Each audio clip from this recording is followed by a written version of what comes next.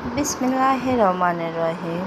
এখানে একটি ইলিশ মাছ পানিতে, ইলিশ মাছটাকে মুড়ি দেওয়া হয়েছে খাওয়ার জন্য। পেঁয়াজ, ধনিয়ার ডাঁটা, কাঁচামরিচ আর পোস্তর দানা আমি ভিজিয়ে রেখেছি। এগুলো একসাথে আমি ব্লেন্ডার করে মাছগুলোর উপরে দিয়ে, সাথে আমি হোমমেড ফিশ মশলা দিয়েছি।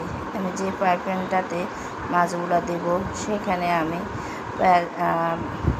আমি একটু সরিষার তেল দিয়েছি।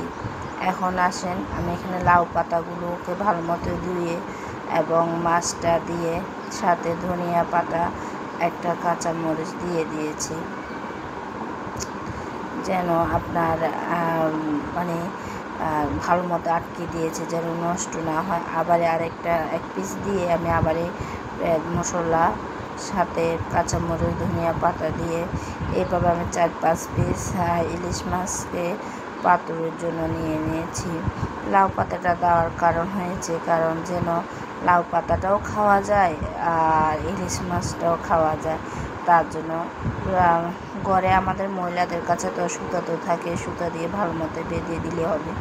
আগুনটা একটু কম করে রাখাতে আমার পানি বের হয়েছে। আমার এদিক দিয়ে লাউ পাতাটাও সিদ্ধ হয়ে গিয়েছে, মাছটাও বাপে চলে আসছে। দেখেন সুন্দর হাত দিয়ে খোলা যাইতেছে, কারণ অনেক দিন তো আমরা 1 সপ্তাহের মতো প্রায় সবাই গরুর মাংস, খাসির মাংস খাওয়া হয়েছে। তাই আজকে মনে হলো একটু অন্য কিছু খাই। তাই আমি বাসায় ইলিশ মাছ একটা ছিল, তাই ইলিশের পাতুরি করলাম। আমার সাথে